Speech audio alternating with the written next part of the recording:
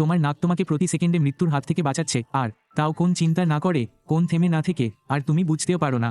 দেখো, তুমি হয়তো ভাবছো যে নাকের কাজ শুধু শ্বাস নেওয়া, কিন্তু সত্য হলো নাক হলো তোমার শরীরের প্রথম প্রতিরক্ষা ব্যবস্থা। প্রতিবার যখন তুমি শ্বাস নাও, তখন শুধু অক্সিজেন নয়, ধুলো, ব্যাকটেরিয়া, ভাইরাস, দূষণ এবং জীবাণুও প্রবেশের চেষ্টা করে। এখান থেকেই নাক তার আসল কাজ শুরু করে। নাকের ভেতরে স্নায়ু চুল নামে পরিচিত ছোট ছোট লোম থাকে। এই লোমগুলো দেহরক্ষীর মতো কাজ করে, বড় কণাগুলোকে প্রবেশ করতে বাধা দেয়। যে ছোট কণাগুলো থেকে যায়, তাদের জন্য নাকে থাকে মিউকাস নামে একটি আঠালো ফাঁক। এই আঠালো তরল জীবাণুগুলোকে ধরে ফেলে এবং হাঁচির মাধ্যমে অথবা পেটের অ্যাসিড দ্বারা গলা দিয়ে বের করে দেয়। এখন এখানে একটি মন ছুঁয়ে যাওয়া তথ্য শুনো। নাক সরাসরি ফুসফুসে বাতাস পাঠায় না, এটি প্রথমে উষ্ণ করে, আর্দ্র করে এবং ফিল্টার করে।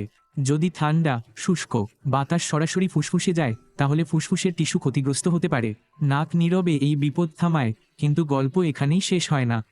নাক আপনার মস্তিষ্কেরও রক্ষক। নাকের ভেতরে উপস্থিত গন্ধ রিসেপ্টরগুলি সরাসরি মস্তিষ্কের সাথে সংযুক্ত, তাই আপনি গ্যাস লিক, পোড়া বস্তু বা শুকনো পচা খাবারের মাধ্যমে বিপদ চিন্তা না করেই, এবং সবচেয়ে ভয়ঙ্কর অংশ, যদি নাক কাজ করা বন্ধ করে দেয়, তবে শরীর বুঝতেও পারে না যে এটি বিষ গ্রহণ করছে।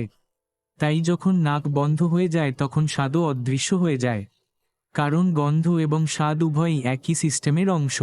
অর্থ স্পষ্ট, নাক কেবল শ্বাস নেওয়ার একটি উপায় নয়, এটি একটি 24 তারা চিহ্ন স্বাদ সক্রিয় বেঁচে থাকার যন্ত্র, যা কোনো কৃতিত্ব না নিয়ে প্রতি সেকেন্ডে আপনার জীবন বাঁচাচ্ছে। তাই পরের বার যখন আপনি আপনার নাককে উপেক্ষা করবেন, মনে রাখবেন, যদি নাক একদিন ছুটি নেয়, তবে জীবনও বিপদে পড়তে পারে।